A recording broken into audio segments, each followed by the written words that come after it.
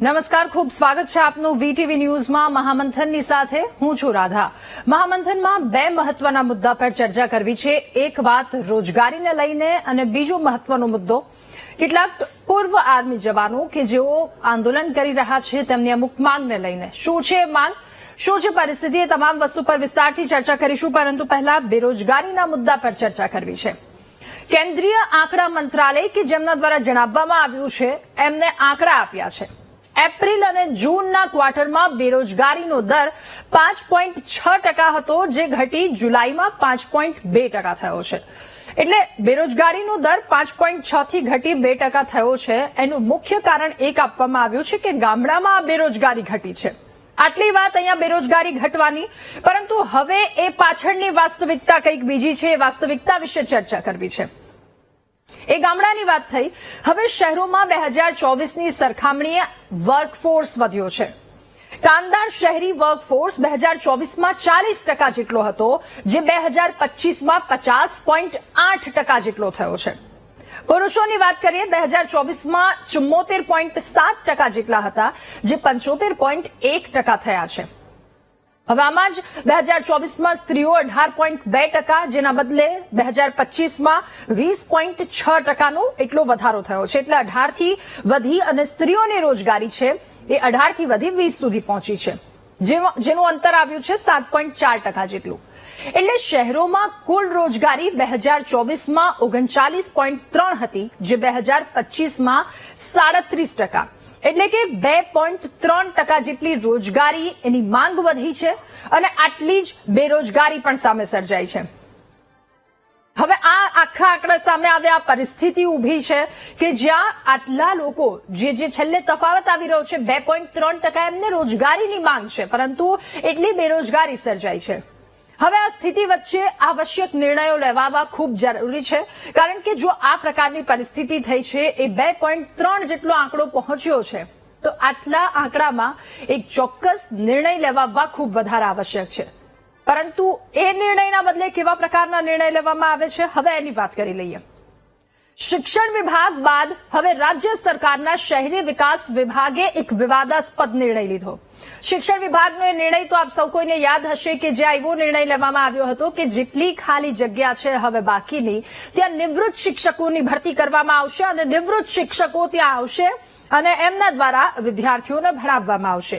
બીજી તરફની ત્યાંની પરિસ્થિતિ એવી હતી કે ત્યાં કેટલાક શિક્ષકો ટેટ પાસ કરેલા શિક્ષકો જેમનો નંબર નહોતો આવતો, એમની જગ્યાએ એમને નિવૃત્ત શિક્ષકોને લેવાતા। અહીંયા કંઈક આ જ પ્રકારની પરિસ્થિતિ છે। જો કે એ બાદ તો એ નિવૃત્ત શિક્ષક વાળો આખો પરિપત્ર હતો એ રદ કર્યો અને તેમના દ્વારા જે નિર્ણય લેવામાં આવ્યો હતો એ આખો રદ કર્યો છે। એમને રદ કરવો પડ્યો, આ નિર્ણય તેમના દ્વારા લેવામાં આવ્યો, તેમ છતાં શહેરી વિકાસ વિભાગ કે જેમના દ્વારા આ જ પ્રકારનો નિર્ણય લેવામાં આવ્યો, આ વિવાદાસ્પદ એક નિર્ણય લીધો છે। પાલિકામાં ચીફ ઓફિસરની જગ્યા કે જ્યાં નિવૃત્ત કર્મચારીઓથી ભરવામાં આવશે। સવાલ અહીંયા પણ એ જ થાય છે કે જેટલા રોજગાર 2.3% વધ્યો છે, એ રોજગારીની રાહ જોતા જેટલા લોકો ક્વોલિફાઈ છે જે તે વસ્તુ માટે, જે તે પદ માટે, તેમના દ્વારા અત્યાર સુધી આટલી મહેનત કરવામાં આવી છે, આટલું ભણ્યા હશે, આટલી મહેનત કરી અહીંયા સુધી પહોંચ્યા હશે, તો પછી નિવૃત્ત કર્મચારીઓને એ જગ્યા પર કેમ બેસાડવામાં આવશે? અને નિવૃત્ત કર્મચારીને તમે જે તે જગ્યા પર બેસાડી દીધા, જે તે સ્થાન પર બેસાડી દીધા, તો શું તમે એ આશા અપેક્ષા રાખો છો કે એક નવયુવાન જે પ્રકારનું કામ કરે, કોઈ નિવૃત્ત કર્મચારી પર કોઈ આંગળી નથી ઉઠાવવામાં આવતી, પરંતુ એ કમ્પેરિઝન કે જેઓ કામ કરી ચૂક્યા છે, જેઓ ફરજ બજાવી ચૂક્યા છે, એમને જો ફરી એકવાર ત્યાં બેસાડવામાં આવશે, એમનું વર્ક પ્રેશર પણ અહીંયા વધશે, કામ કરવાનું પ્રેશર પણ વધશે અને ઉપરથી એટલા પગારમાં તેઓ ફરી એકવાર ત્યાં કામ કરવા માટે રાજી થશે કે કેમ? અને બીજી તરફ નવયુવાનો જે પોતે એ કામ માટે પોટેન્શિયલ ધરાવે છે, એ કામ માટે તેઓ ત્યાં બેસવા માટે લાયક છે, તેઓ રાહ જોતા બેસી રહી ગયા છે। એટલે આ નિર્ણય કેમ લેવામાં આવ્યો છે, આખો વિવાદાસ્પદ નિર્ણય, એ સમજાતું નથી। હવે એક તરફ લાખો લોકો બેરોજગાર છે, છતાં શિક્ષિત બેરોજગારની જગ્યાએ નિવૃત્ત કર્મચારીઓને નોકરી આપવાનો આજે નિર્ણય લીધો છે। એ નિર્ણય શા માટે લીધો છે, એ પાછળની હકીકત શું છે, વાસ્તવિકતા શું છે, એ જાણવું છે કે એવી તો શું મજબૂરી ઊભી થઈ ગઈ કે તમારે આ પ્રકારનો નિર્ણય લેવો પડ્યો। જે લોકો રાહ જોઈ છે, જે આખી સિસ્ટમ, જે આખી ચેઇનથી ચાલે છે, એ ચેઇન બ્રેક કરી અને નિવૃત્ત કર્મચારીને ત્યાં જે તે જગ્યા પર બેસાડવા માટેની વાત કરવામાં આવી રહી છે. આખરે એવી રીતે શું મજબૂરી ઉભી થઈ ગઈ? આ જગ્યા માટે નિવૃત્ત કર્મચારીઓને ઇન્ટરવ્યુ માટે પણ બોલાવવામાં આવ્યા અને 5 થી 10 પાલિકામાં ચીફ ઓફિસરની જગ્યાઓ ખાલી પડી છે. કોલેજ પૂરી કર્યા બાદ પહેલી જોબ શોધી રહેલા, હવે આ આંકડા ફરી એકવાર એ રોજગારીના આંકડા પર આવીએ. કોલેજ જેમણે પૂરી કરી છે એવા જે જોબ શોધે છે, રોજગારી શોધે છે, 29 વર્ષ સુધીના 19% યુવાનો કે જેમની પાસે કામ નથી, જે પહેલા 17% હતા. એટલે 2% વધારો થયો છે બેરોજગારીમાં. એનો મતલબ સીધો એક થાય, જો સીધી સરળ અને સ્પષ્ટ ભાષામાં એક વાત આખીને સમજવી હોય તો નવી પેઢીના અત્યારના સમયમાં 29 વર્ષ સુધીના જેટલા યુવાનો છે એમાં દર 5 યુવાનમાંથી 1 યુવાન પાસે નોકરી નથી, દર 5 યુવાનમાંથી 1 યુવાન બેરોજગાર છે. આ સીધી વાત. તો આ બેરોજગારીનો દર આટલો વધી રહ્યો છે, આંકડા કહી રહ્યા છે, આ પ્રકારની પરિસ્થિતિ ઉપરથી આ પ્રકારનો નિર્ણય લેવામાં આવે છે, તો એ નિર્ણય એવી તો શું મજબૂરી કે જેના કારણે આવો નિર્ણય લેવો પડ્યો? બેરોજગારની સામે નિવૃત્ત નોકરીને આપવામાં આવે છે, એ પાછળનું લોજિક શું એ સમજવું છે. સરકારી આંકડા પ્રમાણે દર 5 માંથી 1 વ્યક્તિ બેરોજગાર છે, તો ચીફ ઓફિસરની જગ્યા નિવૃત્ત ઓફિસરથી ભરવી પડે, એવી તો પછી શું મજબૂરી ઉભી થઈ ગઈ? એક સવાલની સાથે આજનું આ મહામંથન કરીશું કે બેરોજગારની સામે નિવૃત્તને નોકરી આપવામાં આવી રહી છે, એ પાછળનું લોજિક શું છે?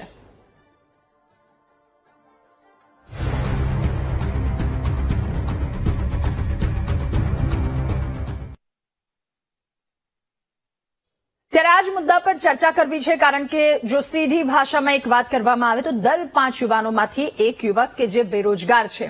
બીજી તરફ એક આંકડા પ્રમાણે એ રોજગારી કે બેરોજગારી ઘટી છે આંકડા, પરંતુ એની પાછળની વાત એ છે કે ગ્રામ્ય વિસ્તારમાં એ પ્રકારની રોજગારી ઘટી છે.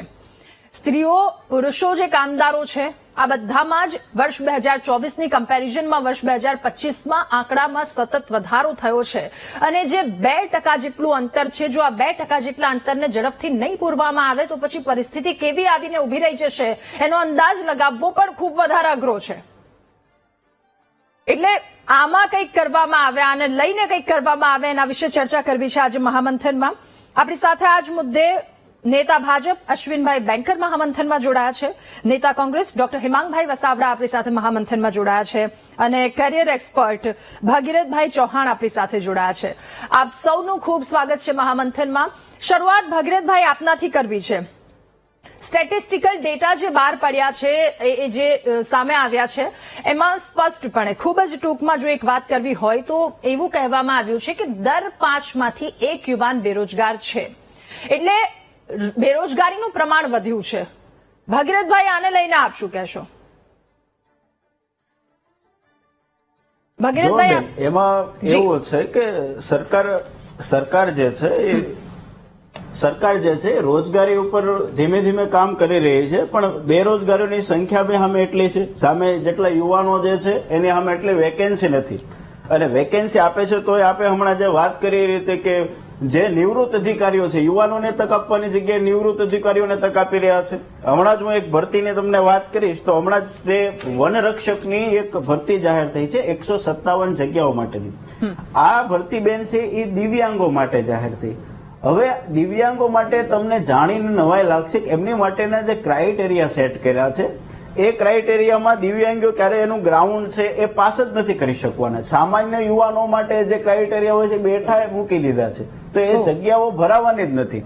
તો સામાન્યપણે એવું કહી શકાય કે અત્યારે જે છે એ ફૂલ પ્રૂફ આયોજન સાથે સરકાર કહી રહી છે કે અમે ભરતી બોર્ડ જે છે એ ભરતી કેલેન્ડર બહાર પાડવાના છે અને આવનારા 10 વર્ષની અંદર 2 લાખ યુવાનોને રોજગારી આપવાના છીએ. પણ એ 2 લાખ યુવાનોને જે રોજગારી આપવાની વાત છે એ તો ક્યારે પૂરી થાય, એ તો સરકાર ચોક્કસપણે એનું આયોજન તૈયાર કરે, ભરતી કેલેન્ડર બધું બહાર પડે તો ખ્યાલ આવશે. ભગીરથભાઈ, આપને સાથે સવાલ એ પણ પૂછવો છે કે 29 વર્ષ સુધીના યુવાનો કે જેમની પાસે નોકરી નથી, એ આંકડો પણ વધી રહ્યો છે. તો આપની આસપાસ અથવા તો કાઉન્સેલિંગ માટે કેટલાય લોકો આવતા હશે, એમની પરિસ્થિતિ શું છે, એમની મનોદશા શું છે, શું વાત કરતા હોય છે એ લોકો? જો બેન, સરકારી નોકરીની અંદર એવું છે કે જયારે છોકરો સરકારી નોકરીની તૈયારી કરે ને, ઘણા યુવાનો તો આમ સામાન્ય મધ્યમ પરિવારમાંથી આવે, 5-5, 7-7, 8-8 વર્ષ જે છે ભરતીની રાહ જોઈને તૈયારી કરતો હોય, મા બાપ બેસાડકને દાડી કરીને ભણાવે છે, પણ છોકરાને અત્યારે આપણા સામાજિક ધોરણે એવું બેસી ગયું છે કે સરકારી નોકરી સર્વસ્વ છે, એની સિવાય કઈ હોતું જ નથી. તો યુવાનોએ તે પોતાની રીતે રોજ અલગ અલગ પોતાની તકો જે છે, પોતાની રીતે કંઈક પોતાને રોજગાર અથવા પોતાના બિઝનેસ સેટઅપ વિશે પણ પ્લાન બી સાથે રહેવું જોઈએ. માત્ર સરકારના ભરોસે યુવાનો જો રહેતા હોય છે તો યુવાનોને મારા મત મુજબ પ્લાન બી પણ વિચારી રાખવો જોઈએ, કારણ કે ભરતી કેલેન્ડર ને પ્રોપર હોતું નથી અને ભરતીઓ પણ એટલી બધી લંબાય છે કે સામાન્ય મધ્યમ પરિવારના બાળકોને ખૂબ અસર કરતી હોય છે. અને ઘણીવાર એવું થતું હોય કે ઉંમર જતી રહે અને છોકરા ઉપર પારિવારિક જવાબદારીઓ આવી જાય છે, લગ્ન થઈ જાય છે, બાળકો થઈ જાય છે, ત્યાર પછી એને કમાવાનું હોય છે, સાથે તૈયારી કરવાની હોય છે, તો એ બધી નાની મોટી બહુ બધી સમસ્યાઓ યુવાનોમાં આવતી હોય છે અત્યારે. ઓકે.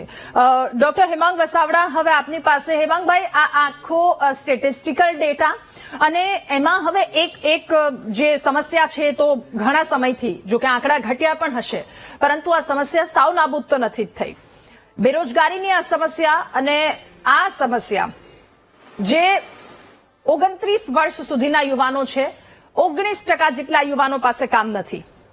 2024માં 17% જેટલા યુવાનો હતા, હવે 19% જેટલા યુવાનો છે એમની પાસે કામ નથી. ને આની વચ્ચે એવો નિર્ણય લેવાય છે કે ચીફ ઓફિસરની જે જગ્યા છે ત્યાં નિવૃત્ત લોકો કામ કરશે. એટલે અહીંયા સવાલ એ થાય છે કે નિવૃત્ત લોકોને ફરી એકવાર બેસાડવામાં આવશે તો શું જેવું કામ ઈચ્છી રહ્યા છે એવું મળશે કામ?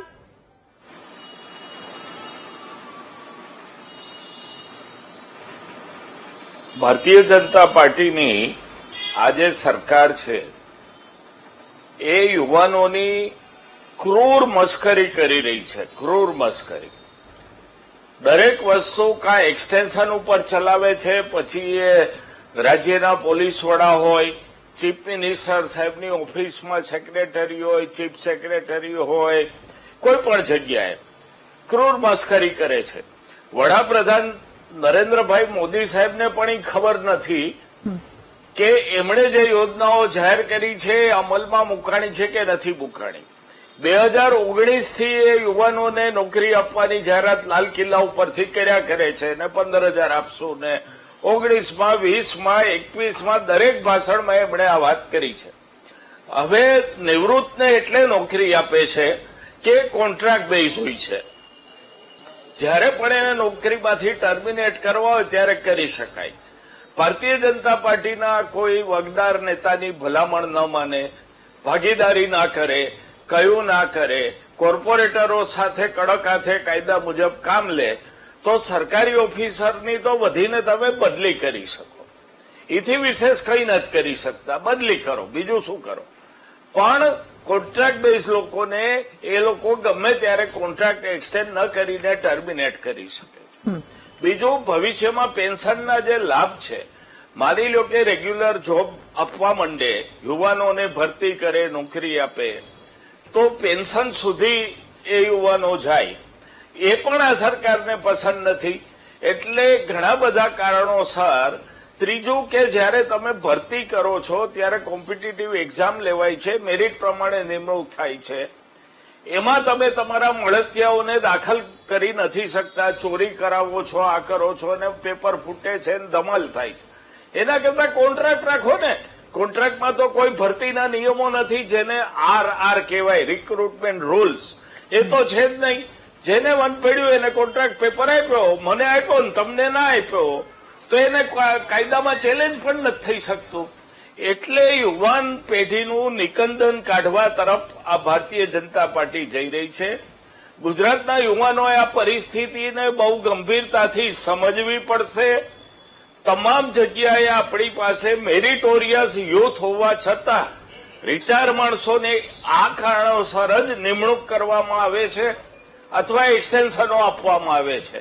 એટલે પગાર બોજ ઓછો થાય, પેન્શનની જવાબદારી ના રહે, મન પડે ત્યારે કાઢી શકાય, ભરતીના નિયમો પાળવાના ના રહે, મન પડે એને કોન્ટ્રાક્ટ આપ્યો.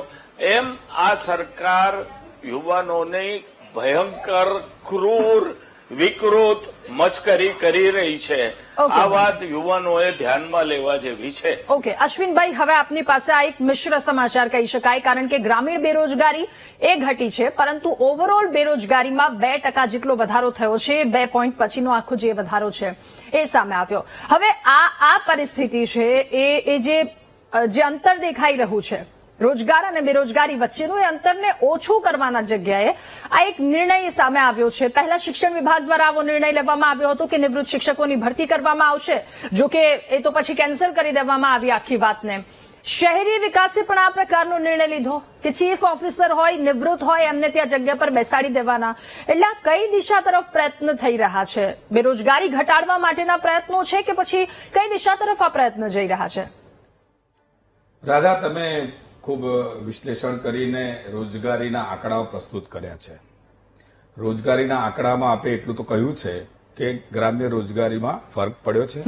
શહેરી રોજગારીનો પ્રકાર એટલે સરકારી નોકરી, પ્રાઇવેટ નોકરી, અને સરકારી નોકરીમાં પણ ઈચ્છિત નોકરી અને પ્રાઇવેટ નોકરીમાં પણ ઈચ્છિત પગાર.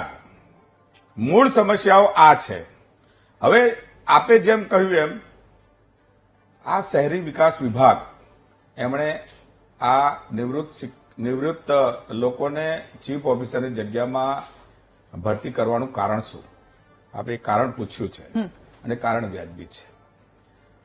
ગુજરાતમાં અનેક નગરપાલિકાઓ છે, 133 જેટલી નગરપાલિકાઓ છે, અને નગરપાલિકાઓમાં ચીફ ઓફિસર, ક્લાસ 1 અધિકારીઓ અને અબકડ પ્રમાણે જે નિયુક્તિ થતી હોય એ પ્રમાણે ક્લાસ 2, ક્લાસ 1 વગેરે અધિકારીઓ અત્યારે કામ કરે છે. અત્યારે જે જાહેરાત આવી છે એ માત્ર કરાર આધારિત જગ્યા છે, 11 મહિનાની. આ કોઈ રેગ્યુલર જાહેરાત નથી. તો એ કરાર આધારિત જે તે વ્યક્તિને ના આપી શકાય જેના માટે જવાબદાર છે? હું એનો જવાબ આપું છું રાધાબેન, કે કરાર આધારિત જગ્યાઓમાં પણ જ્યારે હમણાં જ વાત થઈ કે એક આપણું ટાઈમ ટેબલ છે જીપીએસસી દ્વારા, માંગણા પત્ર જ્યારે વિભાગોમાંથી જાય છે ત્યારે એમને ચયન કરી અને એમને ચીફ ઓફિસરની જગ્યાઓના ઇન્ટરવ્યુ લઈને ડિપાર્ટમેન્ટને આપવાના હોય છે. આ સતત ચાલતી પ્રક્રિયા છે અને એની અંદર જ્યારે ઘટ થતી હોય, કારણ કે નિવૃત્તિ પણ થતી હોય છે અને કેલેન્ડર પ્રમાણે થોડોક જ્યારે ગેપ પડે ત્યારે આ પ્રકારની ભરતી કરવી અનિવાર્ય બને છે.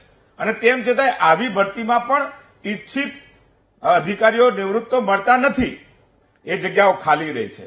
પરંતુ નવું જ્યારે જાહેરાત જીપીએસસી દ્વારા એક્ઝામ લઈને અધિકારીઓ મળે છે ત્યારે તાત્કાલિક ધોરણે એ જગ્યાઓને ભરવામાં આવે છે.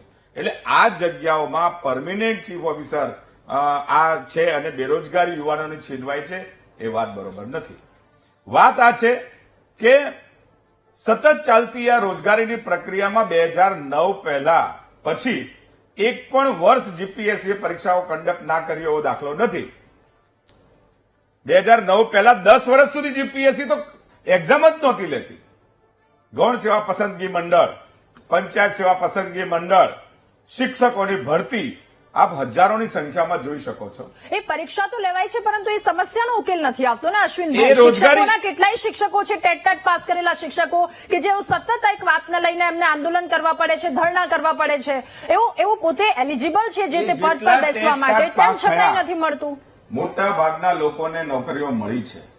હા, એમાં ઘણા વિદ્યાર્થીઓ ટેટ પાસ થયા, એમને નોકરી નથી મળી અને એટલા માટે એક વિષય આવ્યો કે નિવૃત્ત શિક્ષકોને લેવા, ત્યારે સરકારશ્રીએ સંજ્ઞાનમાં લઈ અને નિવૃત્ત શિક્ષકોને નહીં લેવાનો નિર્ણય કર્યો. તો શહેરી વિકાસમાં એ સંજ્ઞાન લેવામાં આવશે? શહેરી વિકાસનો વિષય અલગ છે. હું એ જ તમને કહેવા માંગુ છું કે ચીફ ઓફિસર કક્ષાની જગ્યાઓ કે જેમને ટેકનિકલ જ્ઞાન હોય, જેમને વહીવટી જ્ઞાન હોય અને ફાઇનાન્શિયલ જ્ઞાન હોય, આ ટાઈપનું જ્ઞાન ધરાવતા સક્ષમ લોકોની જરૂરિયાત પડતી હોય છે. તો એવું કહો છો કે યુવાનો સક્ષમ નથી? એ જરૂરિયાત માટે એક મિનિટ, એ જરૂરિયાત માટે ચીફ ઓફિસરની નિમણૂકો થતી હતી જીપીએસસી ના માધ્યમથી.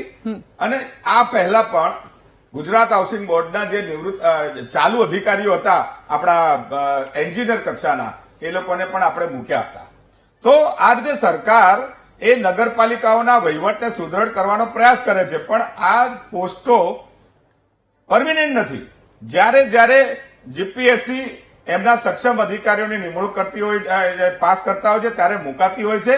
આજની તારીખે ઘણી બધી નગરપાલિકાઓમાં આ રીતે ચીફ ઓફિસરો, સરકાર કાયમી ચીફ ઓફિસરો કાર્યરત છે. Okay. એટલે માત્ર 8-10 નગરપાલિકાઓમાં તે કરાર આધારિત નિર્ણય કરવાનો હોય તો યુવાનોની રોજગારી છીનવાય છે મુદ્દો લેવો બરોબર નથી કોંગ્રેસ દ્વારા. કોંગ્રેસે યુવાનોની, હું એમ કહીશ કે આજે સેન્ટ્રલ ગવર્મેન્ટની નોકરીઓની લાખ નોકરીઓ આપવાનો એક ડાયસ ઉપરથી નિર્ણય થાય છે. આપણે આ જોઈ રહ્યા છીએ. નો ડાઉટ ગુજરાતની અંદર બેરોજગારીની સમસ્યા બહુ નથી, માત્ર કેટલો સેલેરી ઇસ્યુ છે. અત્યારે યુવાનને જે સેલેરી જોઈએ છે એ સેલેરી કદાચ ન મળે ત્યારે એ યુવાન નોકરીથી વંચિત છે. ગુજરાતની અંદર અનેક બહારના લોકો આવે છે અને એવડો મોટો વિકાસ છે કે એ લોકો નોકરીઓ પ્રાપ્ત કરે છે. ઓકે અશ્વિનભાઈ, એટલે અહીંયા વાત ત્યાં આવીને ઉભી રહી જાય છે કે જેમને નોકરી જે તે સેલેરી માટે જોઈએ છે, જો એ નથી મળતી ત્યાં સવાલ આવીને નથી. છેલ્લે હવે યુવાનની પણ એક મજબૂરી હોય, એમની પણ ઉંમર થતી હોય, એમને પણ ઘણી બધી જવાબદારી ઘરની હોય, સમાજની હોય. એ જવાબદારી પછી એ કોઈ પણ સેલરી બેઝ પર આવવા માટે તૈયાર થઈ જાય છે. ભગીરથભાઈ, હવે આપની પાસે જે શહેરી વિકાસ દ્વારા આખો વિભાગ દ્વારા જે નિર્ણય લેવામાં આવ્યો છે એમાં અશ્વિનભાઈનું એવું કહેવું છે કે એલિજિબલ વ્યક્તિ, કોન્ટ્રાક્ટ બેઝ પર છે આ વસ્તુ, એલિજિબલ વ્યક્તિ જ્યારે મળશે ત્યારે એ કન્ટિન્યુ આખી કરવામાં આવશે. આ વાતને લઈને ભગીરથભાઈ આપનું શું કહેવું? અશ્વિનભાઈએ જે વાત કરી, પણ હંમેશા યુવાનો જો આમાં ભાજપ કોંગ્રેસની વાત જ નથી. યુવાનો હંમેશા સત્તા પક્ષ પાસેથી જ અપેક્ષા રાખે કે અમને કંઈક રોજગારી મળે. હવે એમને જે વાત કરી રોજગારીની, કે જીપીએસસી ની વાત કરી કે પરીક્ષાઓ લે છે, પણ એ લિમિટેડ સંખ્યા છે. હમણાં હું રિસેન્ટલી કોન્સ્ટેબલની વાત કરું તમને તો 12,000ની વેકેન્સી સામે 12 લાખ ફોર્મ ભરાયા. એટલે કે 100 ઉમેદવાર લેવાનો. તો 12,000 તો લેવાઈ જશે, પણ બાકીના ઉમેદવારોનું શું? એની માટે સરકારે યોગ્ય વ્યવસ્થા કરવી પડે કે 101 લેવાનો છે, એક તો લેવાઈ જાય, બાકીના 99 નું શું કરવાનું? તો બાકીના જે યુવાનો વધ્યા છે એની માટે રોજગારીની તકો કેવી રીતે ઉભી કરવી એ તો સત્તા પક્ષને જ વિચારવાનું છે. આમાં વિપક્ષ કે બીજો કોઈ પક્ષ તો શું કરશે? કોઈ પણ પાર્ટીની સરકાર આવે છે તો એમને વિચારવું પડશે. સમયાંતરે વિવિધ ભરતીઓ કરવી પડશે, નવી વેકેન્સીઓ બહાર પાડવી પડશે. અલગ અલગ ડિપાર્ટમેન્ટમાં જે પ્રાઇવેટાઇઝેશન થઈ ગયું છે એને ગવર્મેન્ટની તરફ વાળવા પડશે.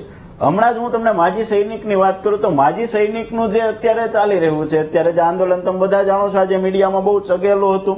હવે માજી સૈનિકને હમણાં સીસી ગ્રુપ એની પરીક્ષા લેવાની, એમાં 166 જગ્યા ભરવાની હતી બેન, પણ એક 40% ક્રાઇટેરિયાના કારણે માત્ર 3 જગ્યા જ ભરાય અને 163 કેન્ડિડેટની જે સીટ છે ને એ ખાલી રહી માજી સૈનિકની. હવે જો સરકારે વ્યવસ્થિત વ્યવસ્થા કરે છે તો આજે આંદોલનની એની મને નથી લાગતું કે જરૂર પડે. યોગ્ય વ્યવસ્થાની જરૂર છે અને સરકારે અલગ અલગ વિભાગો છે એ ભરવા પડશે, ભરતી કેલેન્ડર બહાર પાડવું પડશે, એટલે કે યુવાનોને ભરોસો આવે ને પોતાનું આયોજન બનાવી શકે. આ તો જ્યારે હોય ત્યાં નોટિફિકેશન આવી જાય, આયોજનબદ્ધ જો સરકાર ભરતી કરશે તો યુવાનો માટે ફાયદો રહેશે. પછી કોઈ પણ પાર્ટીની સરકાર હોય, યુવાનોને અપેક્ષા તો હંમેશા સત્તા પક્ષ પાસેથી જ રહેતો હોય છે. બિલકુલ. ડોક્ટર હેમાંગભાઈ, હવે ફરી એકવાર આપની પાસે અને એ સવાલ પૂછવો છે કે જ્યારે આ જગ્યા પર નિવૃત્ત લોકોને બેસાડવામાં આવે એમને ફરી ત્યાં, તો જે કામની અપેક્ષા રાખી હોય છે શું એ જ પ્રકારનું કામ મળી શકે ખરા? રાધાબેન, અશ્વિનભાઈએ નિમણૂક પ્રક્રિયા જીપીએસસી કીધું. હું ગુજરાતના યુવાનોનું ધ્યાન દોરી દઉં કે એડોક બેઝ ઉપર સરકાર નિમણૂક કરી શકે છે, જેને એડોક એપોઇન્ટમેન્ટ કહેવાય, કોન્ટ્રાક્ટ બેઝ નહીં, એડોક. અને ડ્યુ કોર્સમાં માણસ જીપીએસસી પાસ કરે એટલે કાયમી થઈ જાય. એડોકની વાત આખી અશ્વિનભાઈ બેન્કર છે એ કાં ભૂલી ગયા છે ને કાં જાણતા નથી. આ પહેલી વાત કે એડોક ઉપર. બીજું મને બહુ નવાઈ લાગી કે 2025માં તમને ક્વોલિફાઈડ માણસો મળતા નથી. અતિ નવાઈ લાગી કે 2025માં તમને યુવાનોમાંથી કોઈ જે એમણે ગણાવ્યું આર્થિક સમજતો હોય, ઇકોનોમીને વહીવટ સમજતો હોય એવા યુવાન જ નથી. તો તમારે શિક્ષણની નીતિ ઉપર પુનર્વિચારણા કરવી પડે.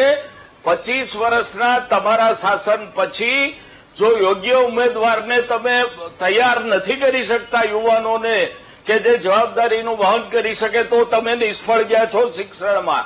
આ હું બીજી વાત કરું. અને ત્રીજી, ફરીથી ભારતીય જનતા પાર્ટી મેં જે શરૂઆતમાં કીધું કે યુવાનોની ક્રૂર મશ્કરી કરે છે, અશ્વિનભાઈએ એ જ વાત કરી. ધાર્યો પગાર નથી મળતો, બાકી નોકરી તો મળે જ છે. એટલે રાધાબેન, કાં આપના આંકડા ખોટા છે કે દર 5 યુવાનો એક બેકાર છે, કાં જે ભગીરથભાઈ બોલ્યા કે 1000 ઓલા માટે 1 લાખ એપ્લિકેશન આવે છે, 12,000 માટે 1,20,000 એપ્લિકેશન આવે છે, એ વાત ખોટી છે. ક્યાંક તો આપણે લોકોને સાચું બતાવવું પડશે કે આપણે ખોટા છીએ કે એ ખોટા છે. એટલે કાં આપણા આંકડા ખોટા છે, ભગીરથભાઈ બોલ્યા એ ખોટું છે કે 12,000 માટે 1 લાખ પોલીસ ભરતીની વાત આવી, 1200 માટે, તલાટી મંત્રીની 40 પોસ્ટ માટે 40,000 અરજી આવે છે. આ વાતે આપણે જે કરીએ છીએ ખોટી છે, અશ્વિનભાઈ કે છે સાચું છે. બેમાંથી એક તો કરવું પડશે ને. કાં એને સ્વીકારવું પડે કે એને યુવાનોની ક્રૂર મશ્કરી કરી છે અને ટેલિવિઝન ચેનલ ઉપર ખોટા આંકડા બોલે છે અને યુવાનોની બેરોજગારી જેવી ગંભીર સમસ્યામાં એને રાજકીય ચશ્મા પહેરેલા છે, એટલે બધું રાજકીય દેખાય છે. ભાઈ, વિરોધ પક્ષનો અવાજ ઉઠાવે, સાચી વાત કરશે. તમે જે બોલો છો એ સતત ખોટું બોલો છો, એ ગુજરાતની પ્રજા સમજે છે. ઓકે અશ્વિનભાઈ, ફરી એકવાર આપની પાસે આપની વાત પણ રજૂ કરો, પરંતુ સાથે હું એ પણ પૂછું કે હવે યુવાનો માટે બેરોજગારી ઘટાડવાની અને પછી આ જે નિર્ણય છે એના માટે યુવાનો માટે આપનો આગળનો પ્લાન શું? આપની વાત અને સાથે આ સવાલનો જવાબ પણ. યુવાનો માટે સરકારી નોકરીઓની સાથે પ્રાઇવેટ નોકરીઓમાં સક્ષમ એને સેલેરી મળે, આ ભારતીય જનતા પાર્ટીની યોજના છે અને એનું કામ સુપેરે કરી બતાવ્યું છે. આ આંકડા જરાય ખોટા નથી બોલવામાં આવતા. તમે જાણ્યું હશે કે જ્યારે ભારતીય જનતા પાર્ટીની સરકારમાં આદરણીય આનંદીબેન પટેલ હતા ત્યારે જે પણ વિદ્યાર્થી પીટીસી પાસ થાય એને નોકરી મળતી હતી, આ કોંગ્રેસ કરી શકી હતી. અત્યારે મેં કહ્યું એમ જીપીએસસી નું 2009 થી એક પણ વર્ષ એવું નથી કે જેમણે નોકરીઓની પરીક્ષાઓ નથી લીધી.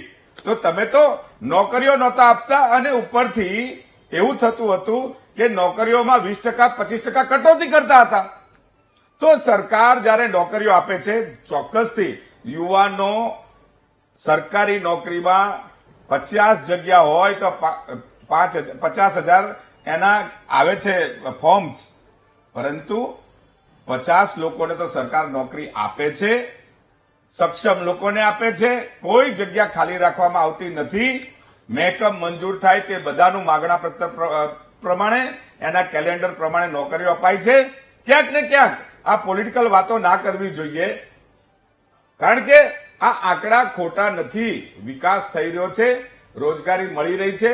સરકારમાં પણ અનેકવિધ અધિકારીઓ, આઈએએસ કક્ષાના પણ કેડરમાં વધારે અધિકારીઓ ગુજરાતમાં આવી રહ્યા છે.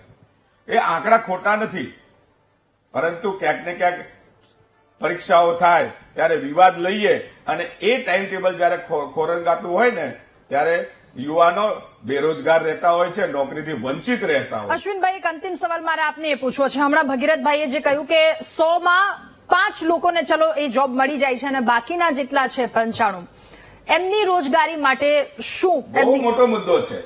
બધાને સરકારી નોકરી જોઈએ છે અને પ્રયાસ કરે છે, પણ સરકારી નોકરી પર્યાપ્ત આપણે ન આપી શકીએ, એટલે પ્રાઇવેટ નોકરીઓ તરફ જવું પડશે અને એમાં પણ કેરિયર બનાવવી પડશે. અનેક સારા લોકોને મોટા પેકેજ મળે છે. આપણે જોયું છે ગુજરાતમાંથી જ મોટા પેકેજ, તમારા મીડિયા હાઉસમાં પણ વાત કરીએ કે એક સક્ષમ પેકેજ મળે છે. તો એક કક્ષાએ આપણે જવું પડશે. અથવા હું એમ કહીશ કે શરૂઆતી નોકરી 15,000ની હશે, પણ તમે સારું કામ બતાવશો તો 50,000 લાખ રૂપિયા સુધી પહોંચવાની સક્ષમતા આ ગુજરાતમાં છે. એટલે યુવાનોએ બેરોજગાર રહેવાની જરૂર નથી. એમને મળે છે તક ઉઠાવી, એમાં એમનું શ્રેષ્ઠ પ્રદર્શન કરશે તો ચોક્કસથી લાભ થશે. ઓકે, આપ સૌનો આભાર મહામંથનમાં અમારી સાથે જોડાવા બદલ, આ મુદ્દા પર ચર્ચા કરવા બદલ. તો દેશની સૌથી મોટી શક્તિ છે દેશનું યુવાધન છે અને આપણા દેશ પાસે એટલું મોટા પ્રમાણમાં યુવાધન છે. જેમ નદી પર એક બંધ બાંધી, સુજલામ સુફલામ બંધ બાંધી અને એને જે રીતે કામ કરવામાં આવે છે, એ જ રીતે યુવાનીના ધસમસતા પ્રવાહમાં જો એક સંયમનો અને આ રીતે એમની સાથે એમને બેક સપોર્ટ આપવામાં આવે અને બંધ બાંધવામાં આવે તો પછી દેશની પ્રગતિ ક્યાં સુધી પહોંચે?